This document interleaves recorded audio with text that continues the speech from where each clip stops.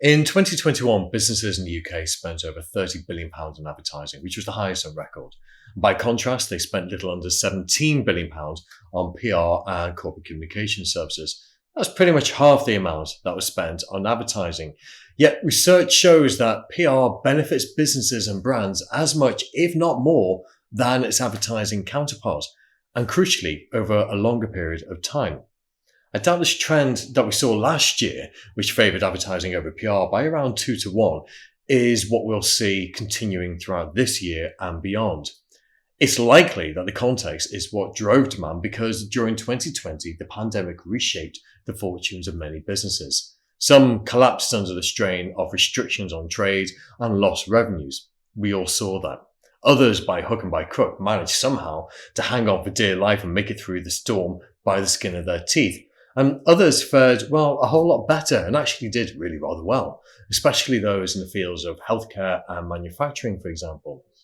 By the time 2021 came along, the shackles were off and the race to recovery was very much on. And the mindset shifted towards business promotion in a bid to win back all the lost revenue from the previous year and gain that all-important edge over the competition, and do so ASAP. Advertising is great for that. And as someone who spent 11 years selling advertising for several national and regional newspapers, I can testify just how effective great ad campaigns can be for businesses. But if you're looking for a big bang for your buck in here and now, advertising is absolutely your best bet. But if your goal is to influence customer perception of your business, make an impact on their professional or personal lives and within the sector in which you operate, and to do so in a way that encourages actionable results, i.e. they become paying customers and stick with you, you need something more. You need PR. So how can PR, which is being seen, read and heard in the right way by the right people and at the right time in media that matter most, how can PR help you to win new business? Research shows that 80% of purchasing decisions are made before any contact with an organization, and 81% of marketers believe that earned media, which is what PR is all about and includes things like quotes or articles in magazines and newspapers or interviews on the telly or the radio, is more effective at building brand awareness and increasing sales than advertising.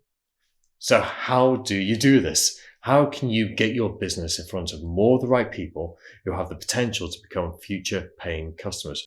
Short answer, you need to be clear on what you stand for as a business and how what you can do makes a real difference to your intended audience. And by that, I don't mean that you must be able to completely transform their lives in some way. That would be a tad dramatic.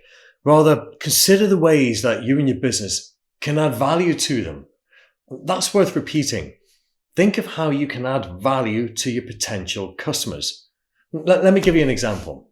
In 2020, Clearly PR commissioned some research into how business leaders decide what makes a piece of thought leadership content any good or not.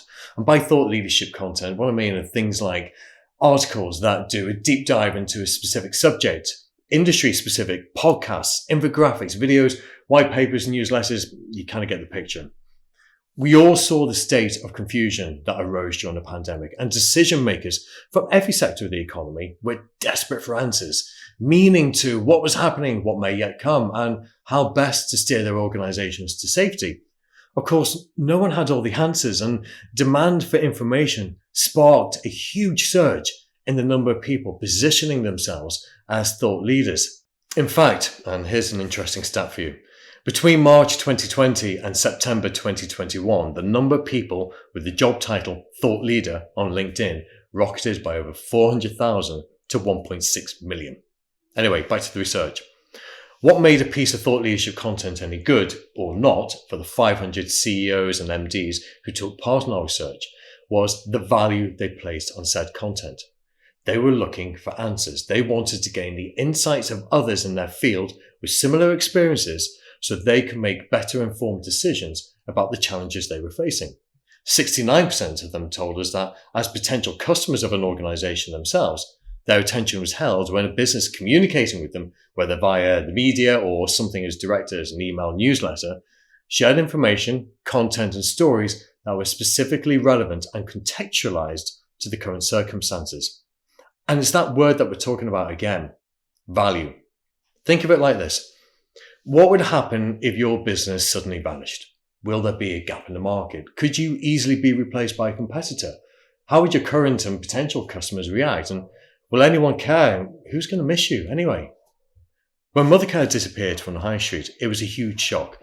More importantly, it was a major loss for parents of young children who now had to find somewhere else to buy their kids' baby grows. It was the go-to provider, where families could get pretty much everything they needed for their wee ones. Toys R Us, Staples, Woolworths, Blockbuster Video, and Saab are other examples. All right, I might be alone on that last one, but they were all missed by their loyal customers. But I did love my Saab 900 though. So when we talk about how PR can help your business to grow its revenues, it all comes back to that basic concept of value, because the value you add is the value you create. Let me repeat that. The value you add is the value you create. The value you add through the sharing of information and insights and the influence you can exert to enable better decision making among your intended audience is the value you create for their business as a direct result of these actions, and for your business as well, because you become credible, trusted, a respected partner that customers want to do business with and people wish to work for. Focus your PR and messaging on helping your customers to achieve their desired business outcomes. Resist the temptation to make it about you. You should never make it about you because, sorry to say, your customers don't care about you. They care about themselves and what you can do for them.